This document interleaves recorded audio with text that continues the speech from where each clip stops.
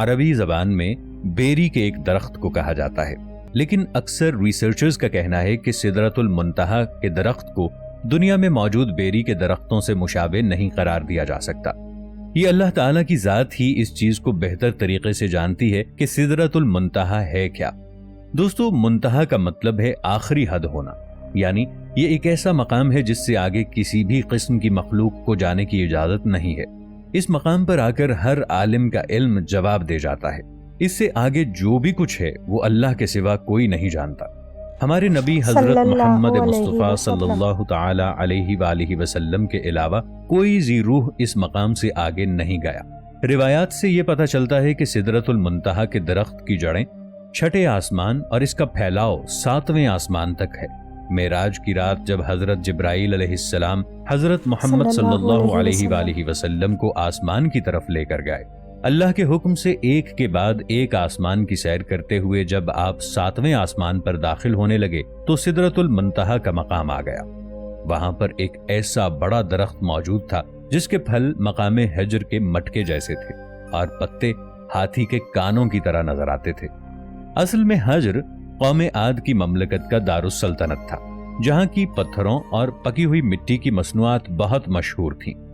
17ویں صدی میں شام، لبنان اور روم کے علاقوں میں ایک سدرہ نامی درخت پایا جاتا تھا۔ دنیا کی بدلتی ہوئی آب و ہوا اور موسمی تبدیلیوں کی وجہ سے 1937 میں اس درخت کی نسل ختم ہو گئی تھی۔ ماہرین نباتات نے اس درخت کی اونچائی 150 فٹ اور گولائی 40 فٹ لکھی ہے۔ اس درخت پر لگنے والا پھل بھی بالکل حجر کے مٹکوں جیسا تھا۔ اس تاریخی درخت کے جلال اور عظمت کو دیکھ کر انسان حیرت میں ڈوب جاتا ہے۔ یہ درخت اپنے دور کا ایک بہت خوبصورت اور عظیم درخت تھا۔ شاید اس حوالے سے بھی آپ نے سنا ہو کہ کیا زمین پر جو پانی ہے وہ سدرۃ المنتہا کی جڑوں سے آ رہا ہے۔ احادیث شریف میں ہے کہ زمین پر بہنے والے دریائے نیل اور دریائے فرات سدرۃ المنتہا کی جڑوں میں سے نکلتے ہیں۔ دریائے نیل اور دریائے فرات کا شمار دنیا کے عظیم ترین دریاؤں میں ہوتا ہے۔ ایک اندازے کے مطابق ان دریاؤں کی عمر 30 ملین سال سے بھی زیادہ ہے۔ سوچنے والی بات یہ ہے کہ ان دریاؤں سے پانی سدرۃ المنتہا سے کیسے آ رہا ہے۔ معراج کی رات جب آپ صلی اللہ علیہ وآلہ وسلم سدرۃ المنتہا کے مقام پر پہنچے تو انہوں نے دیکھا کہ اس درخت کی جڑ سے 4 نہریں نکل رہی ہیں۔ حضرت جبرائیل علیہ السلام سے پوچھنے پر حضرت جبرائیل علیہ السلام نے عرض کیا کہ 2 نہریں جنت الماوا میں جا رہی ہیں، جبکہ 2 نہریں زمین پر دریائے نیل اور دریائے فرات میں نکلتی ہیں۔ اب سوال یہ پیدا ہوتا ہے کہ یہ مقام کہاں واقع ہے؟ کیا یہ کسی دوسرے سیارے پر موجود ہے یا سدرۃ المنتہا کسی دوسری کائنات میں ہے؟ یہ بات تو طے ہے کہ سدرۃ المنتہا اور زمین کے درمیان اربوں کھربوں سال کا فاصلہ ہے۔ سوچنے والی بات یہ ہے کہ زمین اور آسمان کے درمیان اتنا فاصلہ ہونے کے باوجود سدرۃ المنتہا کی جڑوں سے نکلتا ہوا پانی زمین تک کیسے پہنچ رہا ہے؟ سائنسدان ہمیشہ سے اس بات پر غور کرتے رہے ہیں کہ زمین پر پانی کی دریافت کیسے ہوئی، یا پھر یہ کہیے کہ اس کی ایجاد کیسے ہوئی، یا یہ کن کیمیائی عوامل سے بنا۔ سائنسدانوں کے مطابق زمین پر پانی کی ایجاد کیمیائی عوامل کے ذریعے ہوئی تھی۔ جدید ریسرچرز کے مطابق زمین پر پانی کسی دوسرے سیارے سے آیا ہے۔ 20ویں صدی کے بعد کچھ سائنسدانوں کا یہ نظریہ تھا کہ زمین کے وجود میں آنے کے فوراً بعد یہاں پر کئی سال تک شہاب ثاقب کی مسلسل بارش ہوتی رہی، اور عین ممکن ہے یہ شہاب ثاقب اپنے ساتھ پانی بھی زمین پر لائے ہوں۔ اگر دریائے نیل اور دریائے فرات میں موجود پانی سدرۃ المنتہا کی جڑوں سے آتا ہے تو سائنس اس بارے میں کہتی ہے کہ خلا میں جتنی دور دیکھا جا سکتا ہے اور اس سے یہی نتیجہ اخذ کیا جا سکتا ہے، کہیں سے بھی یہ اشارہ نہیں ملتا کہ آسمان سے کسی ذریعے سے زمین پر پانی آ رہا ہے۔ اب سوال یہ پیدا ہوتا ہے کہ سدرۃ المنتہا کی جڑوں سے نکلنے والا پانی دریائے فرات اور دریائے نیل میں کیسے آ رہا ہے؟ تو دوستو، حال ہی میں کچھ جاپانی سائنسدانوں نے یہ مشاہدہ کیا کہ زمین میں موجود پانی روگ نامی ایک پلانٹ سے آیا ہے۔ یہ سیارہ ہماری زمین سے 300 ملین کلومیٹر دور ایک بہت بڑا پتھر ہے۔ یہ پتھر اتنا بڑا ہے کہ اس کا سائز زمین کے کسی بڑے شہر جتنا ہے۔ یہ سیارہ اربوں کھربوں سال کی مسافت طے کر کے ہمارے نظام شمسی میں پہنچا۔ کیا یہ سیارہ جس جگہ سے آیا ہے وہ سدرۃ المنتہا ہے؟ تو اب تک سائنس اس بات کو تسلیم کر چکی ہے کہ جو پانی زمین پر آیا ہے کسی اور مقام سے آیا ہے۔ دوستو، آئیے اب اس بات کو جاننے کی کوشش کرتے ہیں کہ سدرۃ المنتہا کی جڑوں سے نکلنے والا پانی ہماری زمین پر کیسے پہنچ رہا ہے۔ سائنسی دنیا میں ایک تصور پایا جاتا ہے، اس کو ورم ہول کہا جاتا ہے۔ वर्म होल कायनात में मौजूद एक ऐसा दरवाजा समझ लीजिए कि जिसके जरिए करोड़ों अरबों खरबों साल का फासिला पलक झपकने में तय किया जा सकता है। अगर एक वर्म होल जमीन पर हो और दूसरा अरबों खरबों मील किसी दूसरे सैयारे पर हो, तो आप इस वर्म होल के जरिए सेकंड से भी कम वक्त में दूसरे सैयारे पर पहुंच जाएंगे। लिहाजा किसी दूसरी कायनात से जमीन पर पानी का पहुंचना ऐन मुमकिन है। हो सकता है सिदरतुल मुंतहा की जड़ों से निकलने वाला पानी किसी वर्म होल के जरिए जमीन तक आ रहा हो। अगर क़यामत की निशानियों को देखा जाए तो इसमें से एक निशानी ये भी है कि दज्जाल के ज़ुहूर के वक्त दरियाए फुरात का पानी खुश्क हो जाएगा। हो सकता है कि दज्जाल भी इसी वर्म होल के जरिए जमीन पर आए, जिस वर्म होल के जरिए से दरियाए फुरात और दरियाए नील जमीन तक आ रहे हैं। और यह भी ऐन मुमकिन है कि दज्जाल वर्म होल के जरिए जमीन पर आते वक्त इस वर्म होल को बंद कर दे, जिससे दरियाए नील और दरियाए फुरात सूख जाएं। आसमान से जमीन तक पानी आने का जिक्र इस्लाम के साथ साथ हिंदू मजहब में भी मिलता है। हिंदुओं की मुकद्दस किताब वेदा में जिक्र है कि उनकी कुतुब में यह रिवायत है कि आसमान पर मुकद्दस पानी या तालाब के लिए देवताओं और बदी के दरमियान लड़ाई हुई थी। ये लड़ाई 12 दिन तक जारी रही थी। इस मुकद्दस तालाब से 4 कतरे पानी के जमीन पर भी गिरे और उन कतरों से 4 दरिया जमीन पर बहने लगे। अगर हिंदुओं की इस रिवायत को इस्लामी नुक्ता नजर से देखा जाए तो पता चलता है कि बहुत पहले फरिश्तों और जिन्नात के माबैन लड़ाई हुई थी। इसकी वजह यह थी कि जिन्नात आसमानों पर जाकर बहुत ज्यादा शरारत किया करते थे। जिन्नात की इन शरारतों से तंग आकर हजरत इजराइल अलैहिस्सलाम और उनके मातहतों ने जिन्नात पर हमला कर दिया। ऐन मुमकिन है कि इस लड़ाई के दौरान वर्म होल बन गया हो और पानी इसी वर्म होल के जरिए जमीन पर आ रहा हो। इस सारे अमल को अल्लाह ताला ने कुरान पाक में यूं इरशाद फरमाया है, हम ही ने आसमान से एक अंदाजे के मुताबिक पानी नाजिल किया और फिर इसको जमीन पर ठहरा दिया और हम भी इसके नाबूद कर देने पर कादिर हैं।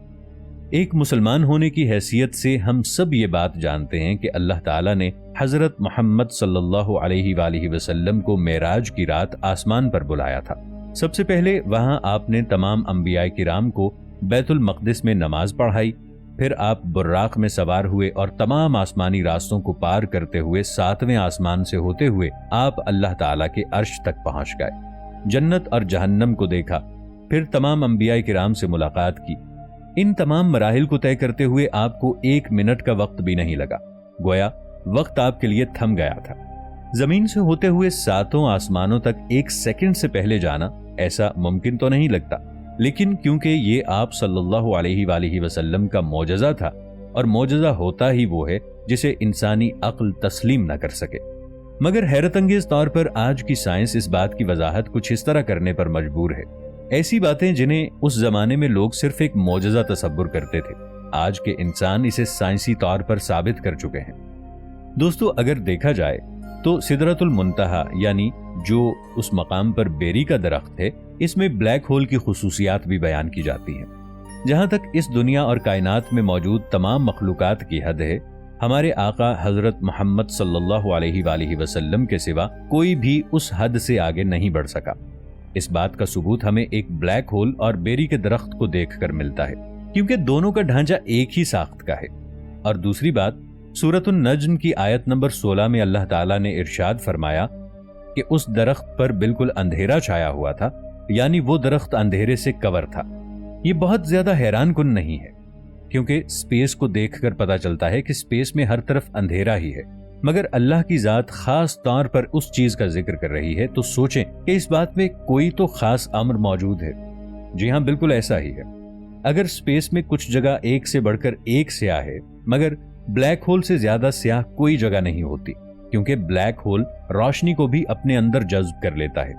और एक बेरी वाले दरख्त पर स्याह तरीन अंधेरे का छा जाना इसी तरफ इशारा हो सकता है। ब्लैक होल्स को अंधेरे की वजह से डायरेक्ट देखा या ढूंढा नहीं जा सकता, मगर खास आलात की मदद से जब साइंसदानों ने सितारों के मद्व जज़र में इस ब्लैक होल की ग्रेविटी की वजह से तब्दीली महसूस की, तो वो समझ गए कि उनके आसपास कोई ब्लैक होल मौजूद है। और दूसरी बड़ी वजह जो उन्हें देखने में रुकावट पैदा करती है, इसका नाम ग्रेविटेशनल लेंसिंग है। जब भी हम आसमान में किसी ऑब्जेक्ट को देखने की कोशिश करें तो इसके दरमियान कोई ब्लैक होल मौजूद हो, तब हम उसे नहीं देख सकते, क्योंकि ब्लैक होल अपने आसपास मौजूद ग्रेविटी की वजह से किसी लेंस की तरह लाइट को मोड़ देता है, यानी उसको कर्व कर देता है। इसी वजह से हम उसके पार मौजूद ऑब्जेक्ट को तो देख सकते हैं, मगर उसको नहीं देख सकते। اور ویڈیو میں اس چیز کو واضح طور پر آپ دیکھ سکتے ہیں۔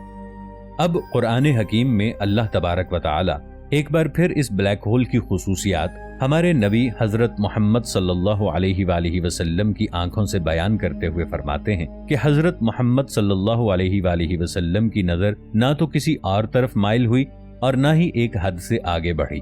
انہوں نے اللہ تعالیٰ کی قدرت کی بہت بڑی نشانیاں دیکھی۔